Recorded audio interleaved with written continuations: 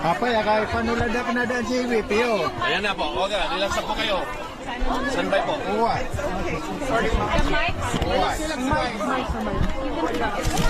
Okay. VP, how was the visit po? Sandali. Siguro, VP will start by saying kung ano yung, paano siya, ano yung nangyari sa visit niya kay Presidente. Go. Oh, okay, sige. So, I visited former President Duterte. He is in the hospital wing of the detention center. And he is in good spirits. He is well taken care of. Nag-comment lang siya na he really misses Filipino food. Yan lang. But very recently sa meal nila, meron ng rice. So that was a good development. And then we discussed about his legal team. And we discussed about the family, and we discussed about the country. Gano'n po katagal niya? Okay. Questions now? Gano'n po katagal yung visit niyo kay President Duterte? The visit lasted for an hour. So it was from 4 p.m. to 5 p.m. VP, what was his reaction or ano po yung kinuwento niya tungkol dun sa nangyaring initial appearance kanina? Well, hindi namin na-discuss. Hindi namin na-discuss yung initial appearance niya kanina. Sorry.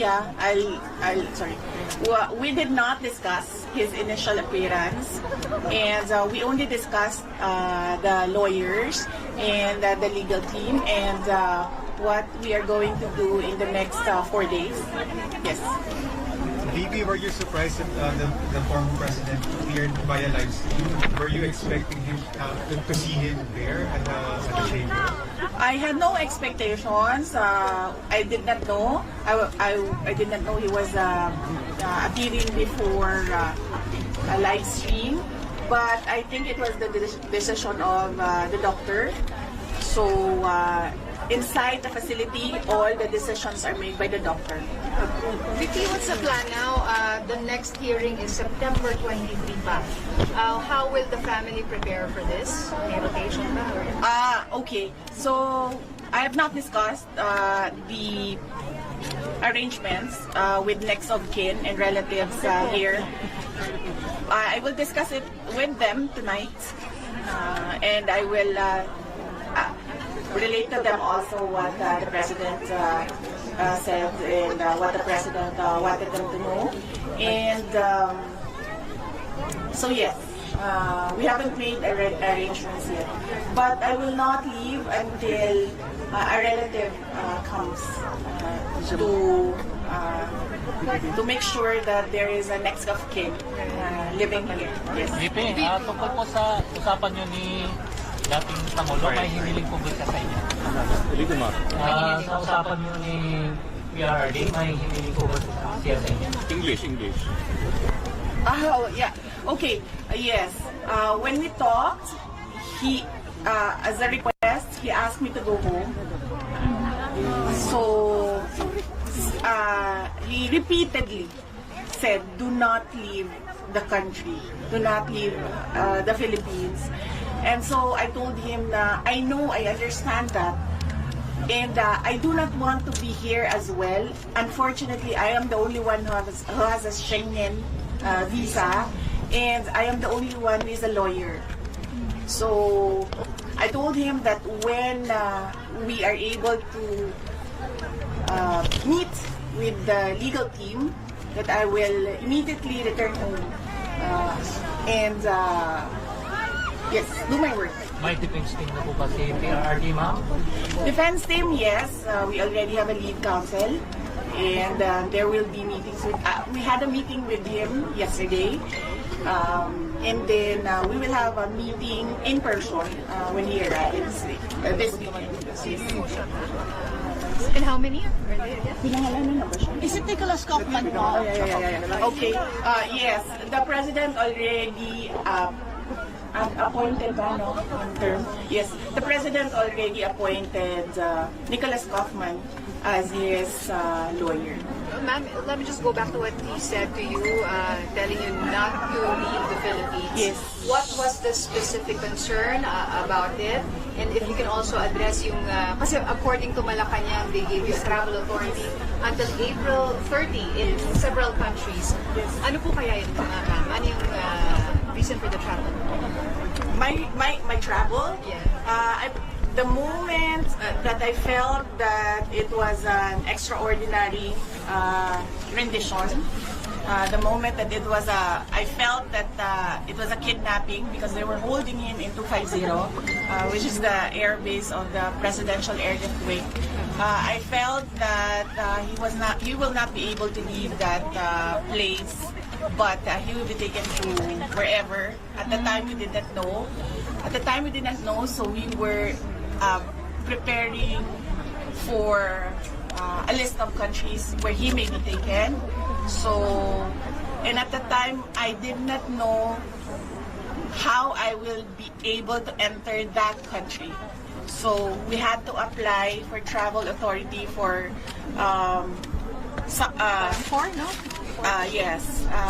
countries because I did not know how I would be able to travel. Okay. So, di siya necessarily pupuntahan VP or kumbaga i-complete yung travel up to April 30?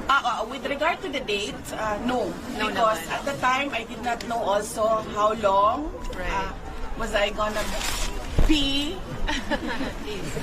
how long was I gonna be, yes, wherever he is. So we applied for until April 30. But it doesn't mean that I will be here until April 30. Yeah.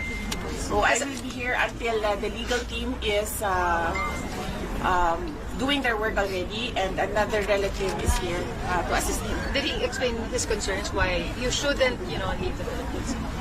He said that yes, I should immediately go back, just leave him here. But I said no, I cannot do that because no one will decide for him outside. So very limited people have access to him right now. So I told him that I just have to form that legal team. Then I can work remotely in the Philippines, talking to the legal team, and then. Yes, so I just need the next of kin to come here, and everyone's applying for visa right now. Pero wala po siyang fears that it will be taken advantage of your absence? Well, he did not express fears about taking advantage. Some people or whoever taking advantage of my absence, but he repeatedly said that you must not leave the Philippines. You must go back to your country. You're not supposed to be here. And then I insisted that yes, I know what I have to do, and that I just need to set up something here in The Hague, and then I will immediately go back to the Philippines. VP, What was the disposition po and demeanor of the president when you saw him? And were you able to see po yung detention center, detention area for the former president? No, I was not allowed inside his detention area. We met in the visiting area, visitors area, and the demeanor was, he looked well rested. I asked him that. I said, you look well rested. And then he said that, well, I don't do anything here except sleep and watch TV because he has access to a TV. And then I asked him about the food because I know his preferences for food. And then he said, yes, well, that's my only complaint is that I really miss Filipino food. Specific kuan mo gud na sa Bisaya ba kanang Inununan. paksiw kanang Inununan. Paksiw lang. paksiw na isda. Ayan, inununan sa Bisaya. Inununan, yeah. Hindi na yung paksiw, inununan. BP, inununan. any comment po doon sa plano ng mga otoridad na i-raid po yung tahanan ng mga Duterte sa Davao City? Ito ba ay makonsider nyo na part sa para pabagsakin ng mga Duterte family? Yes, I heard about that. The search warrant applied for all the houses, all our houses, of all the members of the family. And I mentioned to my siblings that you don't have control over this anymore. So I just told them that just secure your valuables and then just allow them to do the search. And then we expect that there will be planted evidence inside the houses. So I told them that we'll just have to face that as well, because that is the template that they did with former Congressman Arnie Teves. It's exactly the same template. So I told them that it's pointless. It's pointless to fight. So just allow it to happen. It doesn't mean that that search is illegal. But then I told them that no one should be hurt. No one should resist. Just allow them to do whatever that is illegal. Ma'am, any comment po doon sa sinabi ni PCO Yusek Castro na walang kidnapping na nangyari sa lahat po ay may papeles tungkol po sa pag-aristo kay PRRD? Well, it was really kidnapping. You see the comments all around the world from experts. Yes.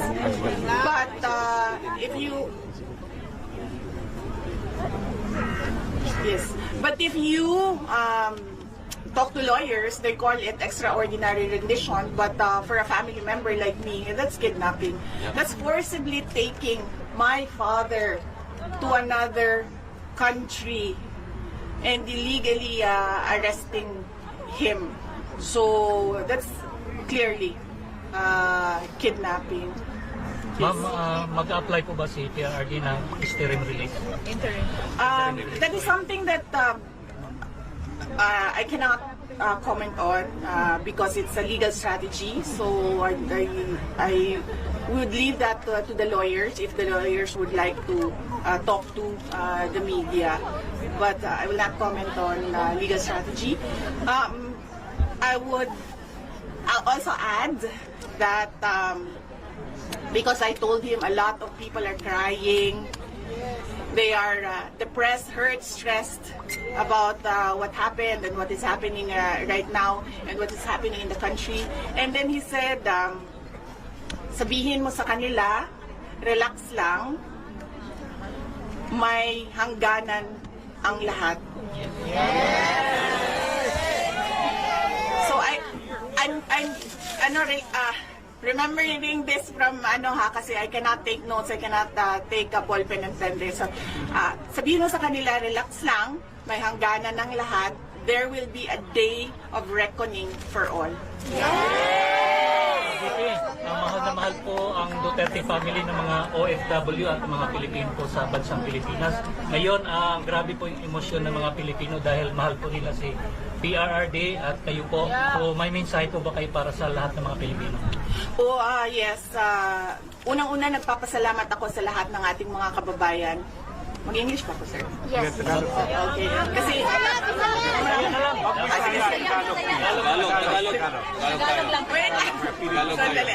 Okay.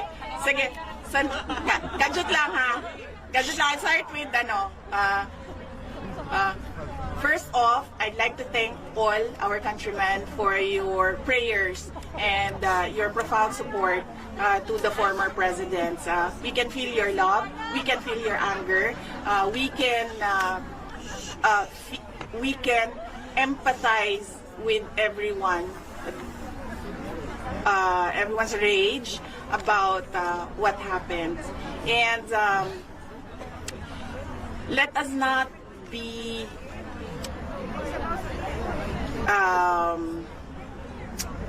let us not forget let us not forget the real issues in our country, and that is that is the poverty, that is corruption, that is the failure of the government to answer the demands from the people about accountability and transparency.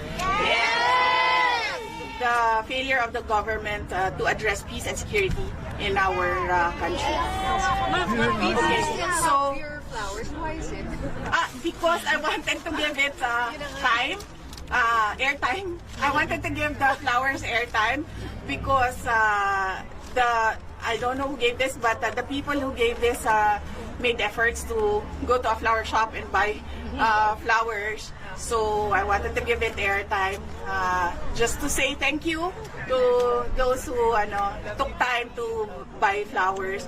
They know I love flowers, so That's Okay, address na tayo. Now, she will now address the Filipino community. Harap ka na dito, PPO. dito sa Okay, because this is a media. Okay. So, isa po na tayo.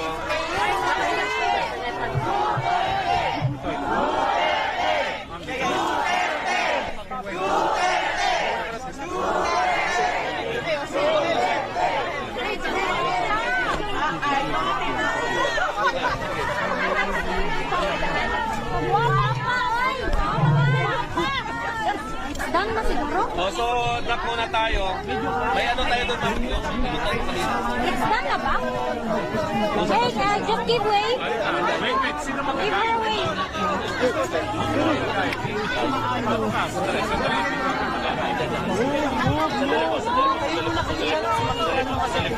magkakain?